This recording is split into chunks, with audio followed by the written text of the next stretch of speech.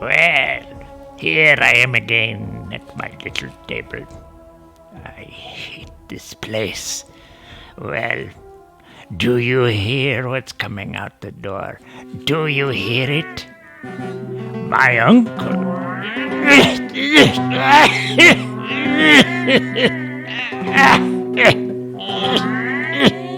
My uncle Aziz was a district commander of the secret police.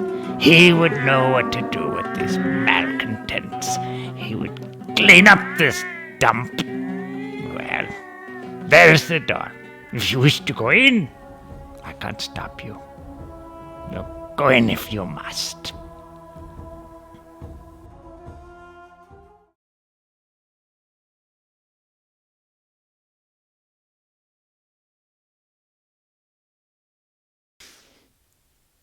So welcome back this evening to the Psychedelic Cafe. And this is going to be an installment of what I call my Stan Grof field notebook. A few people have asked me, how does one get into the work of working with trauma in the psychedelic realm? And I can't give a general answer to that. What I can do is tell you how it is I came to do that kind of work, and how Stan Grof's work became an essential part of that. And so I've said before that I came out of a violent and alcoholic family. And in my 20s, the stage got set in terms of starting to understand that there was issues from the past which were giving me a lot of trouble. And one of the things that came up was this book, The Drama of the Gifted Child by Alice Miller. She's written other books called, one of them's For Your Own Good. And basically, she outlines the kinds of double binds and psychological problems that one is left with when the parents are abusive. And so I had some idea that there was trouble and that it was impinging on my life. And I also had done some meditation in my 20s. And so I had some feel for that. Not deep, but I had a feel for it. And then I had monkeyed with psychedelics, LSD in high school. But that never amounted to more than, getting loaded, listening to music, smoking pot, and, staying out in a sleeping bag and looking at the stars and stuff, which was fine, but it didn't amount to any deep work. The deep work started in my early 30s. A good friend of mine called me up and said, "Hey, I've got this stuff called MDMA." I said, "Well, what's that?" He said, "Well, it's a psychedelic substance." And I said, I don't know. I did that stuff in high school. It seems like we all outgrew it. And he said, "Well, this is different." He said, you bring something back from it. And that got me curious. And so I bought a gram of it, and I did a handful of experiences with that. And about the second time out, I had a voice come to me. A voice came, like, not me. A voice came in. And the voice said, "Commitment. You have to have commitment." And I had no idea what that really meant. But it was where the voice came from. It had a sense of authority, humor, strength, kindness, and a complete lack of fear. And it seemed otherworldly to me. It seemed this was a spiritual communication from the beyond.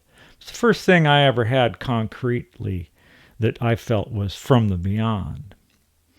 And then, on a subsequent MDMA experience, I felt very heavy at the peak of it. I was feeling heavier and heavier.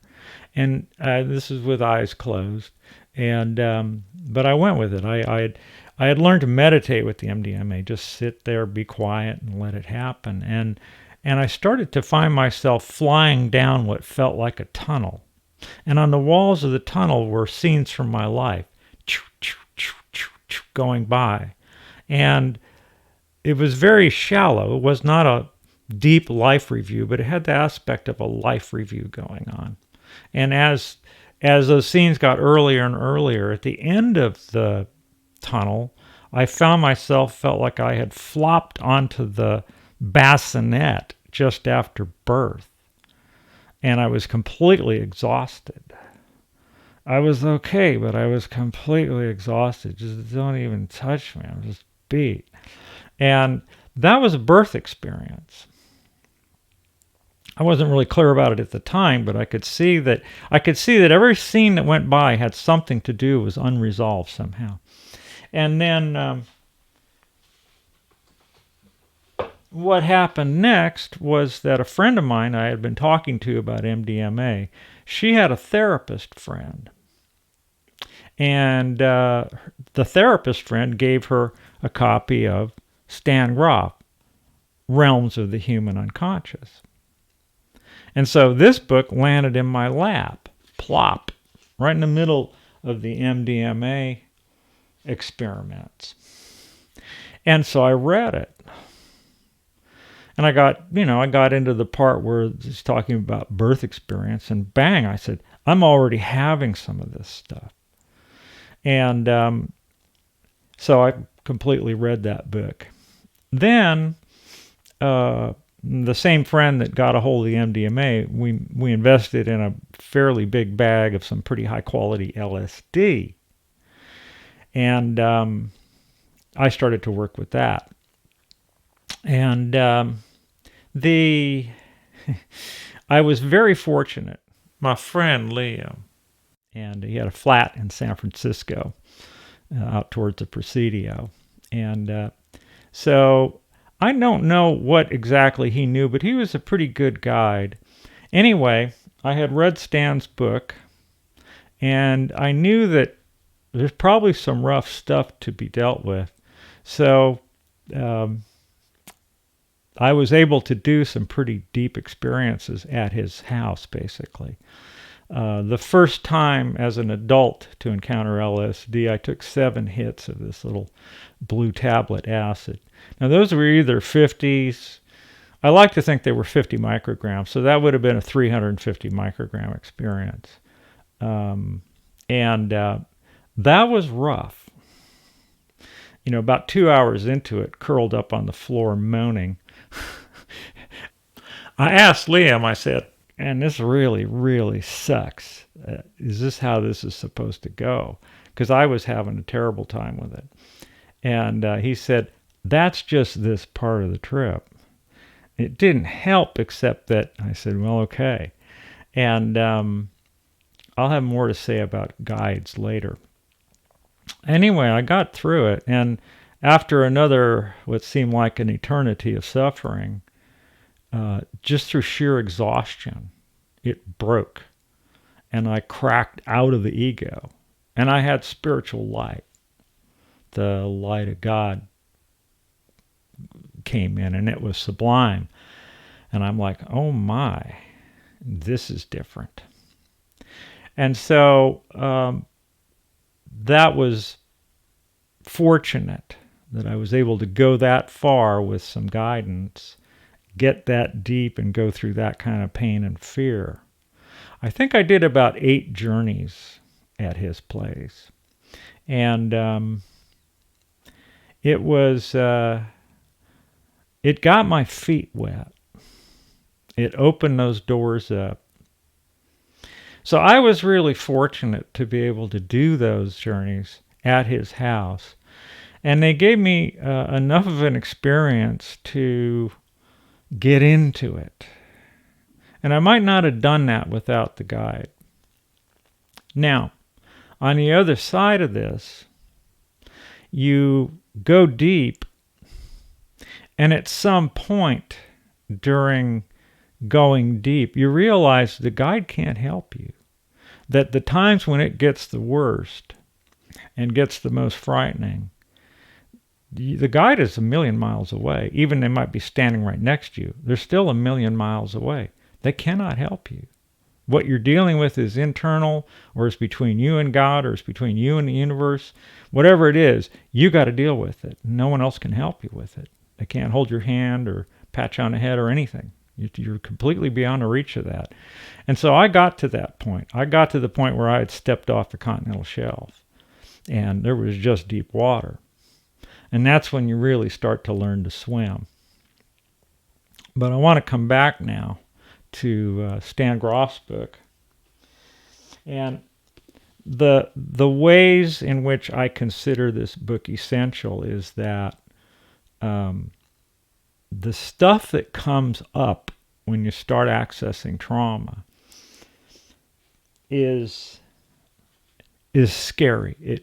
If trauma is traumatic, and so the stuff that comes up is scary, and if you don't have an idea that it's going to be like that, even if it's just an intellectual idea, at least you have some kind of framework to hang your hat on.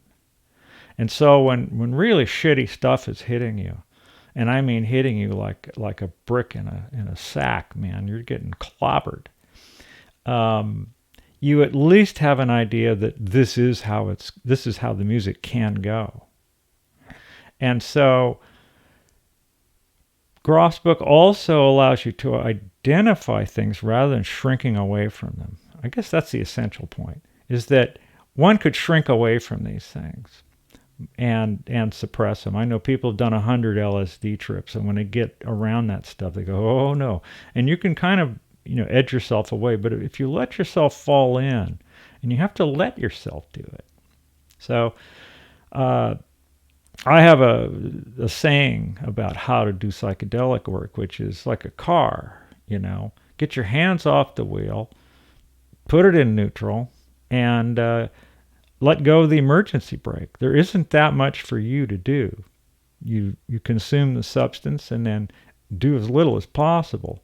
Breathe and let it happen. And unerringly, the psychedelic experience will take you to where the friction is, where the trauma is. Might not look like it. It might look like it's going off in left field, but if you trust that process, you'll see that you go into it. So this won't be the last video I do on accessing trauma. And I want to leave a last word about commitment. It may seem like you're opening the doors to the trauma cupboard, and in a way you are, but if you go deep with something like LSD, it'll vaporize those doors, and you won't be able to close them again. You're in for the duration. So, commitment. You have to have commitment. And thank you. And subscribe, and then you'll be notified when the next hot cup of coffee comes out at the Psychedelic Cafe. Thank you.